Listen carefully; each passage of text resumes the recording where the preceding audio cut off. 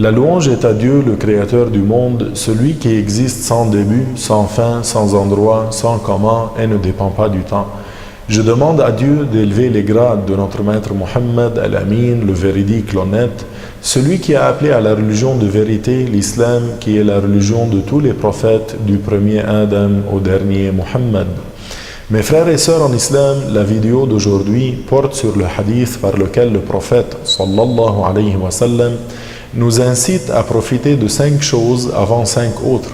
En effet, le prophète sallallahu alayhi wa sallam a dit ce qui signifie « Profite de 5 choses avant 5 autres. Profite de ta vie avant ta mort, de ta bonne santé avant ta maladie, de ta jeunesse avant ta vieillesse, de ta richesse avant ta pauvreté et de ton temps libre avant d'être occupé. » Pour ce qui est de la vie avant la mort, on entend par cela, chers frères et sœurs, que la personne raisonnable est celle qui accomplit le bien et obéit à Allah, qui apprend ce qui est licite et ce qui est interdit, et qui met en pratique ce qu'elle a appris en accomplissant les devoirs et en évitant les péchés.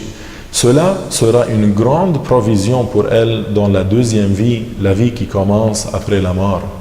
Celui qui aura appliqué ce hadith et qui aura profité de sa vie pour bâtir ce qui viendra après la mort ne le regrettera pas dans l'au-delà. Chers frères et sœurs, il faut également tirer bénéfice de sa santé avant d'être atteint par la maladie, car la maladie empêche la personne de réaliser tout ce qu'elle aurait souhaité de bien. L'intelligent est celui qui profite de sa santé pour accumuler le plus de récompenses possible avant de sombrer dans la maladie et regretter le bien qui aurait pu être fait. Celui qui est raisonnable profite également de sa jeunesse avant sa vieillesse. Le jeune se doit d'être soucieux du temps, de la force et de la santé dans laquelle il se trouve, alors qu'il est encore jeune pour travailler pour son au-delà. Les jeunes tombent souvent dans le piège en pensant qu'il leur reste beaucoup de temps. Sachez, chers frères et sœurs, que même la vieillesse n'est pas garantie à tout le monde. Il convient également à celui qui est raisonnable de profiter de sa richesse en effectuant des bonnes œuvres avant d'être atteint par la pauvreté. La personne qui est pourvue d'argent peut œuvrer pour l'au-delà en réalisant de nombreuses choses. Elle peut dépenser pour les pauvres et les miséreux. Elle pourra aussi entretenir les liens avec ses proches parents en agissant envers eux avec générosité. Dans le cas où elle ne ferait rien de tout cela, elle le regretterait si elle tombait un jour dans la pauvreté et aura perdu de nombreuses occasions de mettre en réserve beaucoup de récompenses. Il convient aussi que le musulman profite de son temps libre pour multiplier les actes d'adoration et de bien, et ce, avant qu'il ne soit accaparé par diverses occupations inutiles au détriment de ce qui lui serait profitable dans l'au-delà. Malheureusement, nombreux sont ceux qui n'appliquent pas ce hadith et ne profitent pas comme il se doit de ces 5 bienfaits.